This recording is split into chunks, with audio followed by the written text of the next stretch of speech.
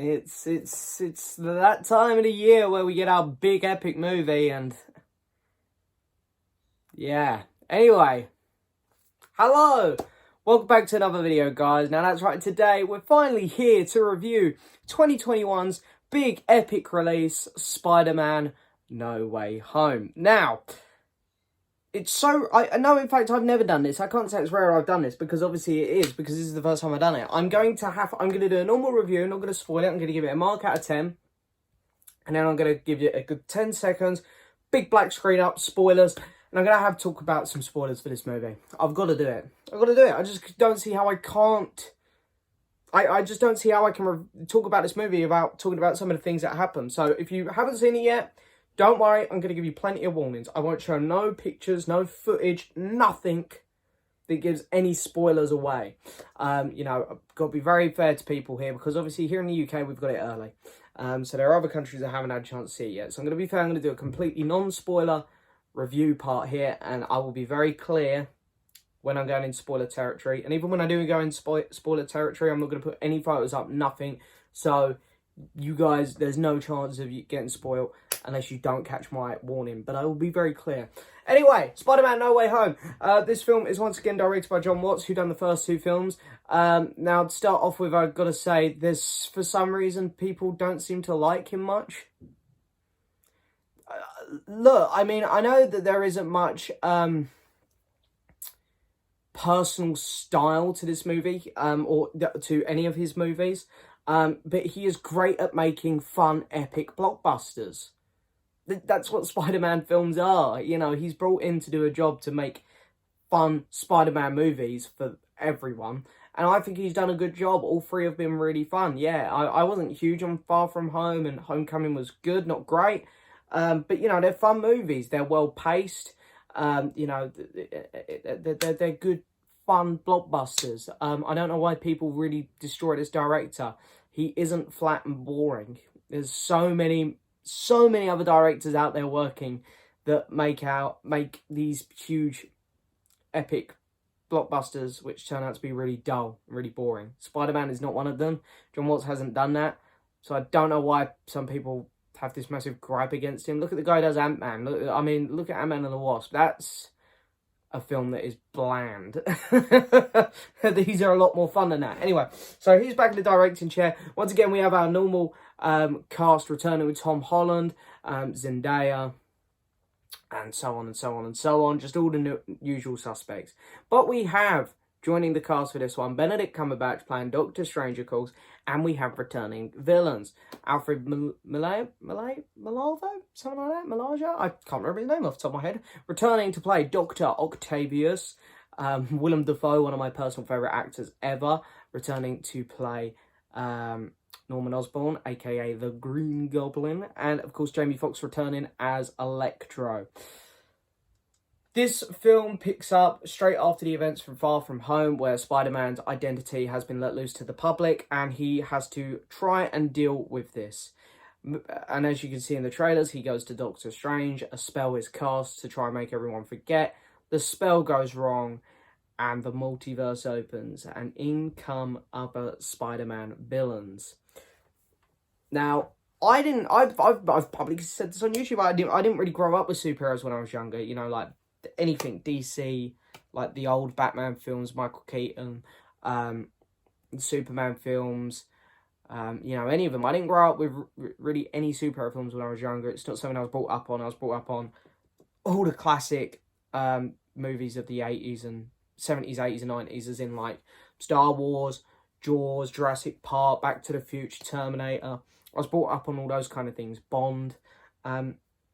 The only superheroes that I watched when I was younger was the Tobey Maguire Spider-Man films. So when I heard that Doc Ock and Green Goblin were returning, I was unbelievably excited. They're two of my favourite superhero villains ever. And yeah, of course, along with Sandman, Lizard, and Electro. I was just so excited for this film. Nostalgia. And yeah, I can't lie, nostalgia just hit me seeing Doc Ock, Green Goblin especially. It was very overwhelming seeing these characters along with their actors return, and I've got to say the de-aging on them was really good for the most part. The story itself was really, really good. It moved at a good pace. There was a lot of emotions. It was a lot darker than I thought the film would be. It has its light moments. Obviously, it's a Marvel film. It's going to be pretty light at times because, you know, family-friendly movies, even though some people don't like to expect that. We want R-rated. Piss off. So, yeah, you've got that element to it. But, yeah, it's a lot darker than I thought it'd be at times, which was really good. Tonally, it was really interesting. And it didn't feel messy at all tonally either. Like, it was very, very well paced, and the film really flowed into those different tones really, really, you know, in a really good way. And that is down to the director. The pacing of the film as well is great. It's so much better than Far From Home in terms of pacing. Far From Home had a couple moments where it would pull me out of plot, it would slow down, and you could tell there was a bit of a filler. This film really doesn't have any of that. There are a couple weak parts of the script. Yeah, like sometimes characters need to get anywhere, so get somewhere, get from here to here to here. So it's hard to say about spoiling it, but there's a little bit of lazy writing involved there, here and there with stuff like that.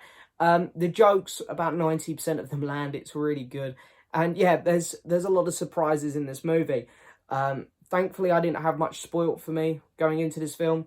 I feel really bad for people that did have it unnecessarily spoilt for them, because there was some really, really great moments in this movie. And the cinema I was in, people clapped about 6 or 7 times, which with Marvel, I've only ever experienced in Infinity War and Endgame. Like, I didn't really think people would clap much at a Marvel film outside of the 2 Avengers films. But here, you know, there's just so many cool things happening with these returning villains. And the plot is just so interesting. Yeah, and I think that this film does do a lot of interesting things within itself, which you can see in the trailer. There's some beautiful shots, like when it's raining. You can see Peter all beaten up. Some really good cinematography, actually, surprisingly, in this movie. The script, for the most part, is really good. The acting is fantastic, I want to say that. Tom Holland gives his best performance yet as Spider-Man. Maybe the best performance I've seen him give in his career. I mean, he was pretty great in The Impossible, but this might top it, you know. Willem Dafoe was so good, man. I love this guy. I love him. The CGI was a bit rocky for here and there, but, you know, with these big blockbusters, you know, where so much of the film is relying on CGI, you kind of expect it to maybe trip up a couple times. But again, about 95% of the CGI was really good, so it's not really much of a criticism. The de-aging was very impressive, I've got to say. And the big final epic fight was awesome. It was just awesome. I don't get people who don't really like. It's like, really, it's just fun, you know. What would you want these superheroes just sit down and talk about it at the end? Because they're gonna fight. It's a superhero film. It was really fun. Guys, honestly, this film was so good. It had so much to juggle, so much to try and get done and explain, and I think it done as good of a job as it could. I really do believe that. It's hands down the best Tom Holland Spider-Man. Personally, I think I'd say it's my second favourite Spider-Man film after Into the Spider-Verse. Yeah, I think I'd put this one above Homecoming and Spider-Man 2, because I'm a big fan of those 2 Spider-Man films. The 2 end credit scenes were really good as well. I loved them. I really don't have many negative things saying. The negative things I do have to say are real nitpicking, because whereas I can say there are a couple CGI moments, or there are a couple little plot points, a little bit in the script, but compared to the rest of those things, compared to the rest of the CGI, which was awesome, the rest of the script that was awesome, it's such minuscule nitpicks that it's almost a bit pathetic to bring them up, to be honest. But I suppose that's what we do here on YouTube. I love this film, guys. It's hands down the best Marvel film this year. When the last episode of Hawkeye comes out next week, I'm going to do a 2021 Marvel rankings. We've had like 9 Marvel properties this year. Yeah, I'm going to give this film a 9 out of 10. Good stuff, Marvel. Guys, go see it. It's brilliant. I generally don't think it disappoints. I'm not sure how someone could walk out of this and not have at least enjoyed it. You know, it might not be everyone's cup of tea, but to walk out and be negative on this film, I really don't know what kind of mindset you have to be in, to be honest. I thought it even if you're not a big Marvel fan, because I know that a lot of people turn on Marvel for some reason lately. It's just very, very fun. And hey, I had a bloody great time with it. It took me right back to my childhood, hit my sweet spots, and yeah. But anyway, guys, that's it for this review. Now, here comes the spoiler talk. So if you haven't seen the movie, kindly come back when you've seen it. So, anyway, thank you for watching. See you in a minute for spoiler talk.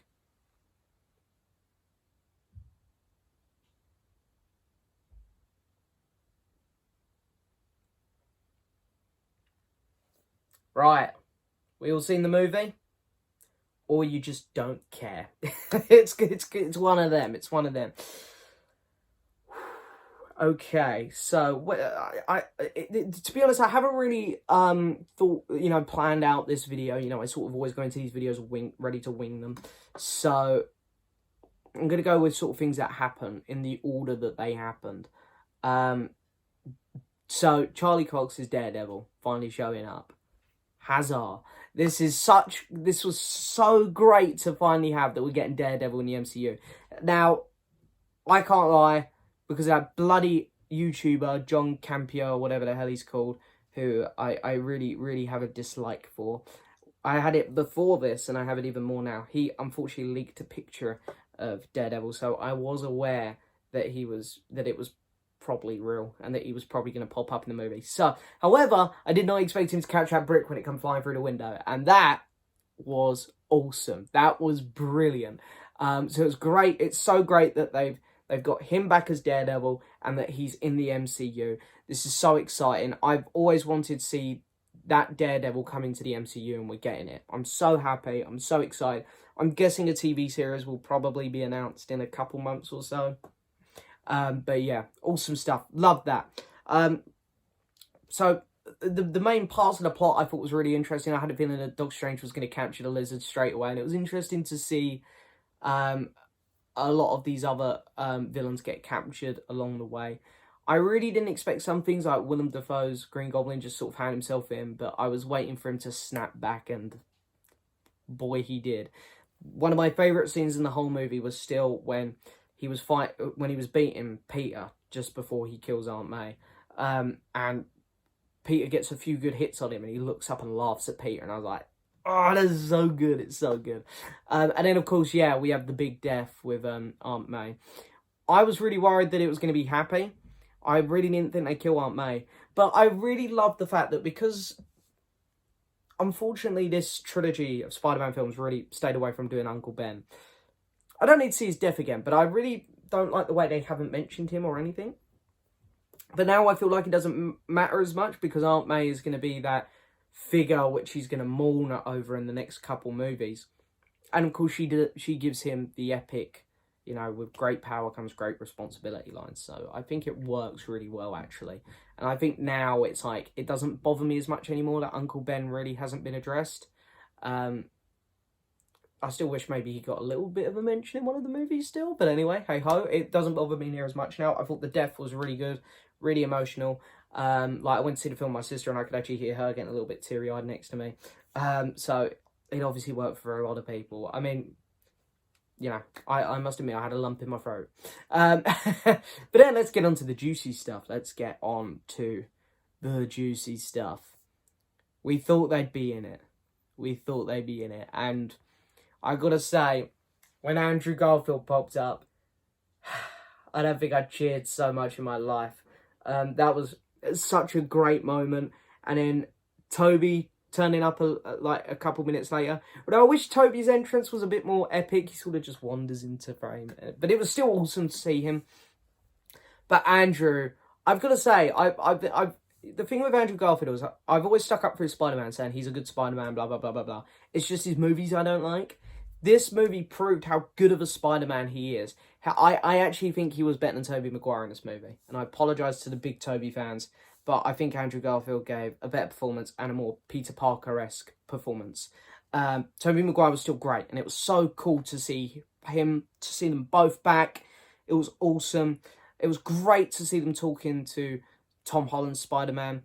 There was, of course, the scene where they're just sort of like, in their little science lab getting ready to go beat or cure the villains. It was great. They had a little conversation on the Statue of Liberty bit, and it was so awesome just to see them chatting, just to watch them chat. I thought that was brilliant. Also, I loved how, like, some of the lines they had, like when Tom was like, "Not to brag, but I've been part of the Avengers, so I know how to work in a team," and Toby was like, "Cool, is that a boy band?" The humour was really good between all three of them, and like Andrew when he goes, "I love you guys," it's like so Peter Parker-y. I love it. I loved the fact, loved it. Maybe my favourite moment of the whole movie, that Andrew Garfield got to catch MJ. I love that. I love that. You know, because obviously he didn't get to catch Gwen at the end of Amazing Spider-Man 2. I loved that. So that was really awesome. I was really pleased with that. I like the confrontation between Andrew Garfield and Jamie Foxx at the end, where, you know, obviously Jamie Foxx was like, "Oh man, I was hoping that it'd be a black Spider-Man." And he goes, "There's got to be one out there somewhere." That was a nice little nod and wink. And the end of the film was beautiful, I think. I was really, really surprised that Toby got stabbed. I thought he might be dead for a minute. Thankfully not. Yeah, and then, of course, they all sort of went home. All the villains went home, and everyone forgets who Peter Parker is. And I thought it was a beautiful ending, because I loved the look of his new suit, even though the CGI was a bit ropey. His new suit looks a lot better than, I want to say, most of the suits he's already had. I really like the red and black one. I quite like the new one with the gold, but I think I prefer this to all of those. So yeah, this could be his best suit. I just want to see it a bit more, maybe some better shots of it, because it was very CGI heavy and it didn't look brilliant. But it looks like, you know, we're going to get him just as Peter Parker in the next one, swinging around New York. I really think, because I know that fans are sick of the Stark tech, and, you know, that he's not in, like, central New York swinging around all the skyscrapers. I genuinely think that we're going to be in New York for the next films now, and the Stark tech's all gone. I think that the people who really want to get back to that grounded Spider-Man, we're going to get it. I really do believe it's coming now. We'll get a new director for the next trilogy, and, yeah, I think it'll all be, you know, it's going to be a bit of a change, which I'm looking forward to. End credit scenes, I'll be quick. The Eddie Brock Venom one was brilliant for me, because I really hate the two Venom films, especially the new one, Let There Be Carnage. I think they're garbage films. So I was really worried that he was going to be in the MCU, but of course he goes back. Yes, he's not going to be in the MCU, but he leaves a little bit of the symbiote there. So hopefully, maybe Harry Osborn or someone will come along in the next Spider-Man movie and pick that up. So yeah, great. We're going to get Venom in the MCU. And it's not going to be that crap Sony version. Really excited about that. And then, of course, the Doctor Strange trailer. Now, I'm hearing a lot of things behind the scenes about Doctor Strange, which are making me a bit worried. But that trailer was awesome. So that's made me less worried. The trailer was awesome. I'm really excited for that movie. But yeah. Anyway, there we go. That's it for this review, guys. I hope you enjoyed. I hope you enjoyed the movie, because I sure did. And I'll see you all next time for another video. Bye-bye.